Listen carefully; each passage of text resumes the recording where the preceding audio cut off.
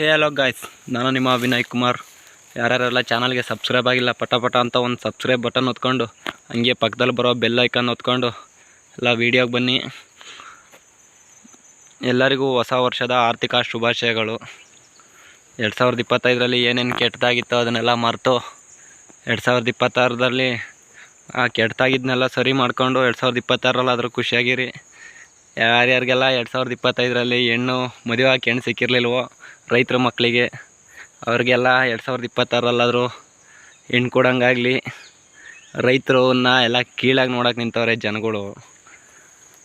2025ರಲ್ಲಂತೂ almost ಈ ಯಾರ್ಯಾರು ಈ ರೈತರುಗಳಿದ್ರು ಅವ್ರಿಗೆ ಯಾರಿಗೂ ಎಣ್ಣೆ ಕೊಟ್ಟಿಲ್ಲ. ಅವಂತವೇನೈತೆ ಅವ್ರಿಗೆ ಗೊತ್ತಿಲ್ಲ. ಇನ್ನು 2 ವರ್ಷ ಕಳೆದ್ರೆ 2 ಎಕರೆ ಜಮೀನಿದ್ದಾನೆ ಕಿಂಗು ಅಂತ. ಅವರು ಈಗಿನ ಲೆಕ್ಕ ನೋಡ್ಕೊಂಡ್ರೆ ಯಾರ ತವ ಕಾರ್ ಐತೋ, ಯಾರ ತವ ಬೈಕ್ ಐತೋ, ಯಾರ ತವ ಒಳ್ಳೆ ಮನೆ ಐತೋ ಅವನೇ ಸಾವ್ಕಾರ ಅಂತ ತಿಳ್ಕೊಂಡವ್ರೆ ಸಿಟಿ ಜನಗಳೆಲ್ಲ. ಆದರೆ ಅವ್ರಿಗೇನು ಗೊತ್ತು, ಅದ್ರಾಗ 1/2 ಎಕರೆ ಜಮೀನು ಮಾರಿದ್ರೆ ಅಂಥದ್ದು ಎಷ್ಟು ತಗೊಬೋದು ಅನ್ನೋದು. ಅದರಲ್ಲಿ 1 ಎಕರೆ ಜಮೀನು ಮಾರಿದ್ರೆ ಅವ್ರು ಯಾವ ಕಾರ್ ಮರ್ಗ್ಯಾರೋ ಅದ್ರ ಅಪ್ಪನಂತ ಕಾರ್ ಮಾಡಾಕ್ಬೋದು. ಯಾವ್ದು ಬೆನ್ಸ್ ಕಾರ್ ಆಗ್ಬೋದು, ಯಾವುದಾದ್ರೂ ಆಗ್ಬೋದು. ಅದನ್ನ ತಾಣ ಕೆಪಾಸಿಟಿ ನಮ್ಮ ರೈತರಿಗೈತೆ. ಆದರೆ ಆ ದುಡ್ಡು ಕಳಿಬಾರ್ದು. ನಾವು ಇಲ್ಲಿಂದ ಯಾವ ಥರ ನಡ್ಕೊಂಬಂದರೋ ಆ ಥರ ನಡ್ಕೊಂಡು ಹೋಗೋಣ ಅಂತೇಳಿ ಇರೋ ಜಮೀನು ಮಾರ್ದಂಗೆ ಯಾರ್ಯಾರೆಲ್ಲ ಉಳಿಸ್ಕೊಂಡವರು ಅವರು ಈಗಿನ ಲೆಕ್ಕದಲ್ಲಿ ಕಿಂಗು ಅಂತ ನನ್ನ ಪ್ರಕಾರ. ನೋಡೋಣ ಫ್ಯೂಚರಲ್ಲಾದರೂ ಯಾರ್ಯಾರಿಗೆ ಮದುವೆ ಆಗಿಲ್ಲ ಅವ್ರಿಗಾದ್ರೂ ಎಲ್ಲ ಈ ವಿಡಿಯೋ ನೋಡ್ಕೊಂಡಾದರೂ ಹೆಣ್ಣು ಕೊಡಲಿ. ನೋಡ್ಬೋದು, ಇದು ಲಾಸ್ಟ್ನೇ ಕೊಯ್ಲು. ನಿನ್ನೆ ಇದು ಸ್ಪ್ರಿಂಕ್ಲಿಯರ್ ಹಾಕಿದ್ನಲ್ಲ, ಅದನ್ನೆಲ್ಲ ಸ್ಪ್ರಿಂಕ್ಲಿಯರ್ ರಿಮೂವ್ ಮಾಡಿದ್ದೀನಿ. ಇವತ್ತು ಜೆಟ್ಗಳನ್ನ ಕ್ಲೀನ್ ಮಾಡೋಣ ಅಂತ ಬಂದೆ. ಅವು ಎಲ್ಲ ಒಂದೊಂದು ಕಟ್ಕೊಂಡಿತ್ತು ಡಸ್ಟ್ ಹೋಗಿ, ಕ್ಲೀನ್ ಮಾಡ್ತಾಯಿದ್ದೆ. ಹಂಗೆ ಒಂದು ವೀಡಿಯೋ ಮಾಡೋಣ ಅನ್ನಿಸ್ತು, ಮಾಡಿದೆ. ನೋಡೋ, ಇದ್ರ ಬಡ್ಡೆ ಕಟ್ಕೊಂಡು ನೀರೇ ಹೋಗಿಲ್ಲ ನೋಡಿ. ನೀರೇ ಹೋಗಿಲ್ಲ ಇದರಲ್ಲಿ.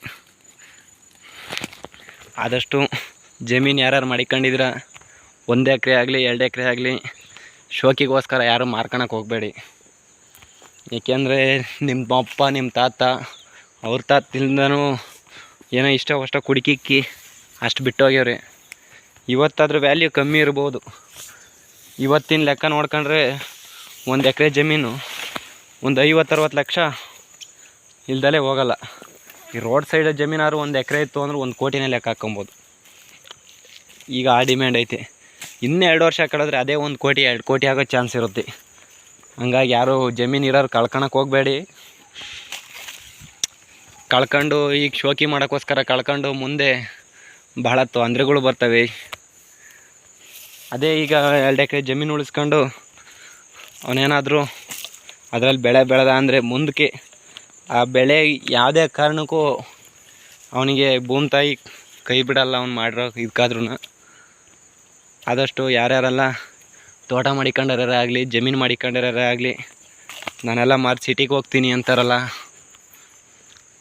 ಅಂಥವ್ರಿಗಾಗಲಿ ಯಾರು ಆದಷ್ಟು ತೋಟ ಮಾರಬೇಡಿ.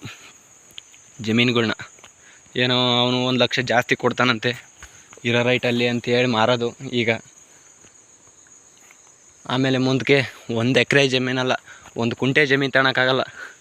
ನಾವು ಸಿಟಿ ಕಡೆ ನೋಡ್ಬೋದು, ಈ 70 ನೂಣಕ್ಕೆ ಜಾಗಿರಲ್ಲ ಅಲ್ಲಿ ಸಿಟಿ ಕಡೆಯಲ್ಲಿ. ಅಂಥತಕ್ಕೆ ಹೋಗಿ ನಾವು ಹೋಗ್ಬೇಕು ಅಂತ ಈ ಕೆಲವು ಜನ ಆಸೆ ಅವ್ರಿಗೆ. 70 ಉಣಕ್ಕೆ ಜಾಗಿನರಲ್ವಲ್ಲ, ಆ ಸ್ಟೇಜ್ಗೆ ಹೋಗ್ಬೇಕು ಅಂತ ಆಸೆ ಪಟ್ಟು ಮಾರ್ಕೊಂಡು ಹೋಗ್ಬೋದು. ನೋಡಿ, ಇನ್ನೂ ಲಾಸ್ಟ್ನೇ ಕೊಯ್ಲಲ್ಲಿ ಥರ ಐತೆ. ಇದು 600 ಚಿಲ್ಲರೆ ಅಡಿಕೆ ಗಿಡ ಐತೆ. ಅದು ಕೆಳಗಡೆ ಇದೈತಲ್ಲ, ಅದ್ರ ಕೆಳಗಡೆಗೆ 300 ಚಿಲ್ಲರೆ ಐತೆ. ಅದಕ್ಕೆ ಜೆಟ್ ಹಾಕಿದಿತ್ತು, ಸ್ಪ್ರಿಂಕ್ಲಿಯರ್ ಹಾಕಿದಿತ್ತು. ಇದು 400 ಚಿಲ್ಲರೆ ಇತ್ತು. ಅದು ಇನ್ನೂ ಒಂದು 400 ಚಿಲ್ಲರೆಯಲ್ಲಿ ಒಂದು 100 ಚಿಲ್ಲರೆ ಬೆಳೆ ಆಗಿಲ್ಲ, ಫಸಲು ಬಂದಿಲ್ಲ. ಇದರಲ್ಲೆಲ್ಲ ಫಸಲು ಚೆನ್ನಾಗೈತೆ. ಇದರಲ್ಲಿ ನೋಡ್ಬೋದು, ಈ ಸರಿ 12 ಕ್ವಿಂಟಾಲು ಒಣಗಿದ ಅಡಿಕೆ, ರಾಶಿ ಅಡಿಕೆ 12 ಕ್ವಿಂಟಾಲ್ ಆಗೈತಿ ಇದರಲ್ಲಿ. ಈ ಮರಕ್ಕೆ ಏನಿಲ್ಲ ಅಂದರೆ ಸುಮಾರು ಒಂದು 8 ವರ್ಷ ಅಷ್ಟೇ ಈ ಮರಕ್ಕಾಗಿರೋದು. ಇವೆಲ್ಲ ಒಂದೇ ಸರಿ ಇಟ್ಟಿರೋದು ನೋಡ್ಬೋದು. ಇನ್ನು ಯಾವ ಥರ ಐತೆ ಗೊನೆ ಅಂತ ನಾವೇನು ಯಾವ ಗೊನೆನ ಸೆಲೆಕ್ಷನ್ ಮಾಡಿ ತೋರಿಸ್ತಾ ಇಲ್ಲ. ನೋಡ್ಬೋದು ಇನ್ನೂ ಆ ಗಿಡದಲ್ಲಿ ನೋಡ್ಬೋದು ನೋಡಿ, ನಿಮಿಷ ಆ ಗಿಡದಲ್ಲಿ ನೋಡ್ಬೋದು. ಇದಾಳೆ ಲಾಸ್ಟ್ನೇ ಕೊಯ್ಲನ್ನು 3 ಗೊನೆ ಐತೆ ಅದರಲ್ಲಿ. ಅಲ್ಲೇ 3 ಕೊಯ್ಲು ಕುಯ್ದಿದ್ದೀವಿ ನಾವು, ಇನ್ನೂ 3 ಗೊನೆ ಐತಿ ನೋಡಿ. ಒಂದೊಂದರಲ್ಲಿ 2 ಐತೆ, ಒಂದೊಂದರಲ್ಲಿ 1 ಐತೆ. ಸಾಕು ಸದ್ಯಕ್ಕೆ ನೋಡೋಣ. ಇಷ್ಟು ಹೇಳ್ತಾ ಈ ನನ್ನ 2 ಮಾತುಗಳು ಮುಗಿಸ್ತಾ ಇದ್ದೀನಿ.